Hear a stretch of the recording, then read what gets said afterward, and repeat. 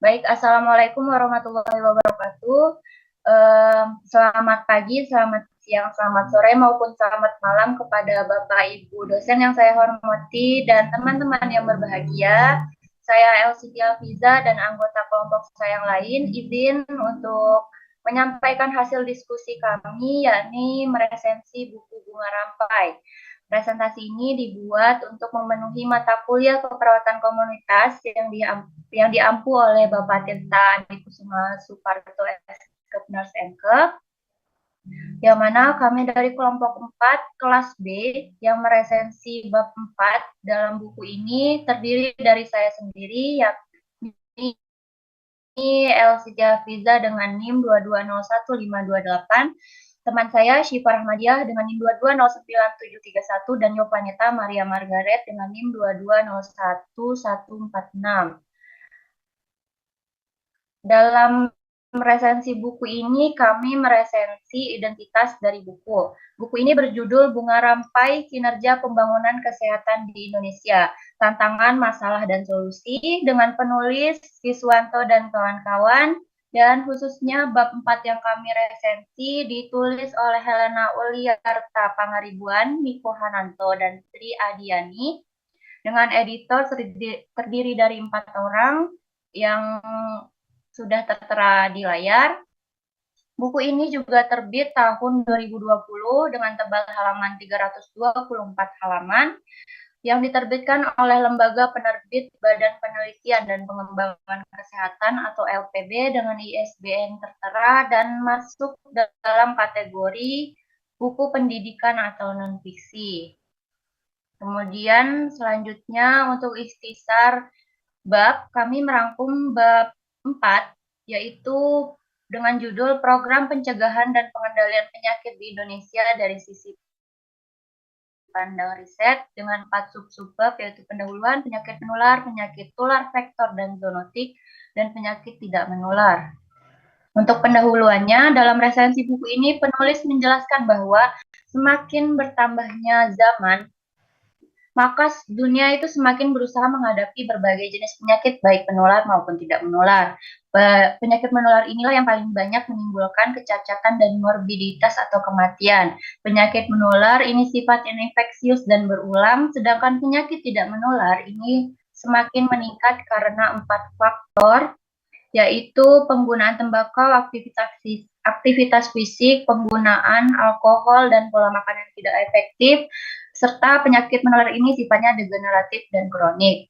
Kemudian untuk subbab yang kedua, penyakit menular, penulis mencantumkan 4 penyakit menular. Yang pertama tuberkulosis paru atau TB.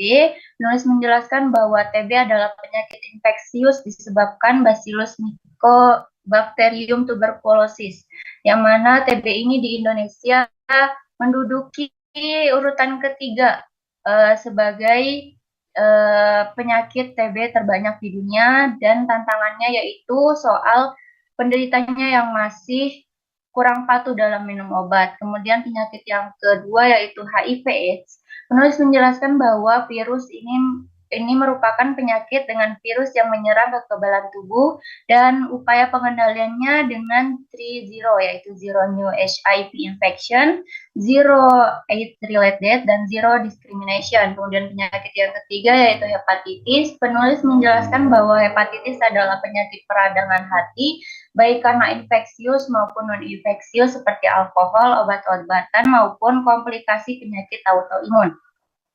Yang mana hepatitis ini memiliki 5 strain utama yang dikenal dengan sebagai hepatitis A, B, C, dan E. Menurut Kemenkes atau Kementerian Kesehatan RI menyatakan ada 5 tindakan utama dalam pengendalian hepatitis.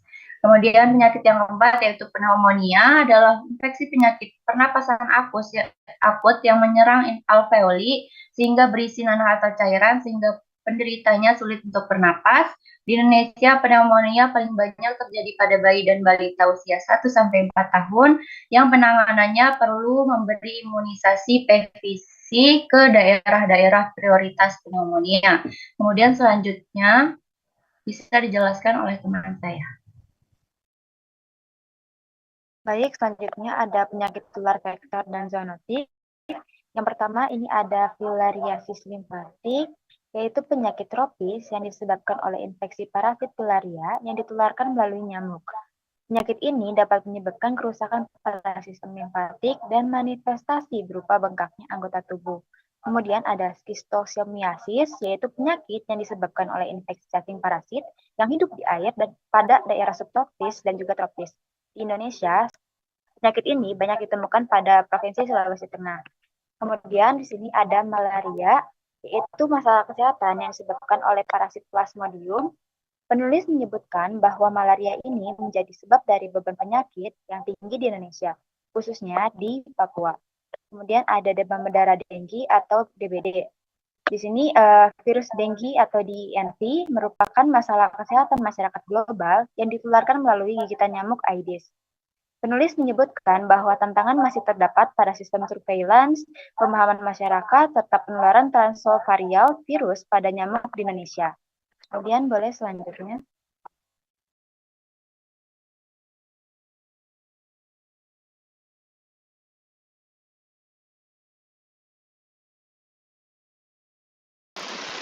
Baik, kemudian selanjutnya itu adalah penyakit tidak menular atau PTM. Pada tahun 2017, penyakit terbesar adalah penyakit tidak menular sebesar 69,9%, diikuti penyakit menular, kemudian ada KIA dan penyakit kekurangan gizi sebesar 23,6%, serta cedera sebesar 6,5%. Program pengendalian PTM di Indonesia yaitu P2PTM, pencegahan dan pengendalian PTM berfokus pada 4 penyakit seperti kardiovaskular, diabetes, kanker, dan paru obstruksi kronis. Kemudian terdapat 5 indikator yang harus dicapai, yaitu persentase dari puskesmas yang mengadakan pandu PTM, yang kedua desa atau kelurahan yang mengadakan posbindu PTM, yang ketiga puskesmas yang mengadakan deteksi dini kanker payudara dan serviks pada wanita 30-50 tahun. Yang keempat, kabupaten atau kota yang melaksanakan kawasan tanpa rokok minimal 50% dari wilayahnya. Yang kelima, ada puskesmas yang melaksanakan deteksi dini katarak. Selanjutnya. Baik, selanjutnya ada kebijakan-kebijakan yang telah dibuat oleh pemerintah. Kelompok kami mengambil 3 kebijakan. Yang pertama ada Peraturan Menteri Kesehatan PMK nomor 63 tahun 2015 tentang pencantuman informasi kandungan gula, garam, dan lemak, serta pesan kesehatan untuk pangan olahan dan pangan siap saji. Yang kedua ada Instruksi Presiden atau Inpres nomor 1 tahun 2017 tentang gerakan masyarakat sehat. Yang ketiga ada Peraturan Menteri Kesehatan atau PMK nomor 4 tahun 2019 tentang standar pelayanan minimal bidang kesehatan.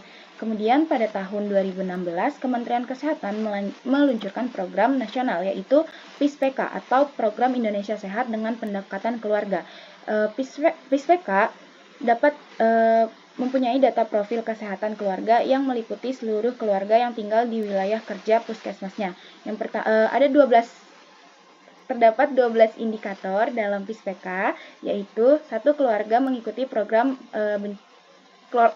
berencana atau KB, 2 ibu bersalin di fasilitas kesehatan, 3 bayi mendapat imunisasi dasar lengkap, 4 bayi diberi ASI eksklusif selama 6 bulan, 5 pertumbuhan balita dipantau setiap bulan. Yang keenam, penderita tuberkulosis paru berobat sesuai dengan standar. Yang ketujuh, penderita hipertensi berobat teratur. Yang kedelapan, orang dengan gangguan jiwa tidak ditelantarkan. Yang kesembilan, tidak ada anggota keluarga yang merokok. Yang ke-10, keluarga mempunyai akses terhadap air bersih. Yang ke-11, keluarga mempunyai jamban atau WC yang bersih. Yang ke-12, semua anggota keluarga mempunyai JKN dan menjadi peserta JKN. Selanjutnya. Kemudian ada tantangan dalam upaya pencegahan dan pengendalian penyakit tidak menular di Indonesia. Secara spesifik mengarah pada aspek kebijakan dan regulasi. Kemudian ada aspek outcome kesehatan yang cenderung tidak membaik. Kemudian ada sistem pemonitoran atau monitoring dan pencatatan kesakitan PTM, serta dalam aspek pelayanan kesehatan. Berdasarkan tantangan dalam upaya pencegahan, terdapat pula prioritas penelitian yang mengoptimalkan kebijakan-kebijakan seperti intervensi spesifik berbasis masyarakat dan fasilitas kesehatan, penerapan sistem pencatatan vital dan teknologi informasi, dan juga lain-lain. Boleh selanjutnya.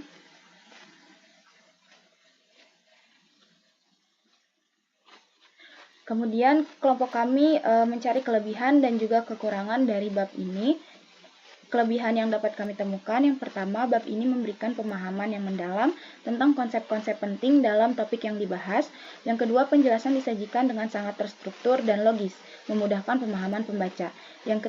Yang ketiga, terdapat banyak contoh-contoh yang relevan untuk memperkuat pemahaman konsep.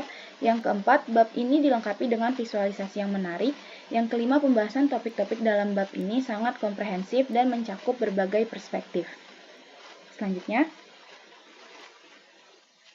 ada kekurangan dari bab ini. Yang pertama, beberapa bagian dalam bab ini terasa terlalu teoritis dan kurang praktis. Yang kedua, volume konten dalam bab ini cukup padat, sehingga pembaca merasa perlu membacanya berulang-ulang. Yang ketiga, terdapat beberapa istilah teknis yang sulit dipahami oleh pembaca. Yang keempat, beberapa contoh yang digunakan tidak terlalu relevan dengan kondisi terkini.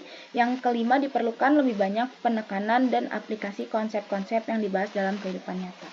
Selanjutnya akan dijelaskan oleh teman saya. Baik, selanjutnya ada kritik dan saran yang dapat diberikan oleh kelompok kami. Untuk pertamanya ada kritik, yaitu pembahasan dalam artikel ini lebih banyak berfokus pada program-program yang menangani dan melakukan pengobatan terhadap penyakit tertentu, tapi tidak sepenuhnya terhubung dengan perspektif keseluruhan sistem kesehatan. Kemudian yang kedua, ada analisis data dan informasi yang diberikan tidak terlalu menyeluruh, sehingga tidak memberikan gambaran yang rinci tentang kinerja yang dilakukan setiap programnya. Kemudian yang ketiga, ada rekomendasi yang diberikan agak umum dan tidak terlalu spesifik ketika memberikan solusi untuk masalah yang teridentifikasi. Kemudian sarannya, perlu ada penjelasan yang lebih mendalam tentang hubungan antara berbagai program pencegahan dan pengobatan penyakit dengan komponen lain dari sistem kesehatan seperti vaksinasi, berat badan manusia, kelola, dan juga sebagainya. Kemudian yang kedua, analisis data dan informasi dapat diperdalam dengan beberapa cara, seperti studi evaluasi, studi kualitatif, dan metode lain untuk memberikan hasil yang lebih mudah dipahami. Kemudian yang ketiga, ada rekomendasi yang diberikan sebaiknya lebih spesifik dan operasional, sehingga dapat memberikan arahan yang jelas bagi pengambil kebijakan dalam meningkatkan kinerja program-program pencegahan dan pengendalian penyakit. Sekian untuk presentasi dari kelompok kami, kurang lebihnya mohon dimaafkan. Wassalamualaikum warahmatullahi wabarakatuh.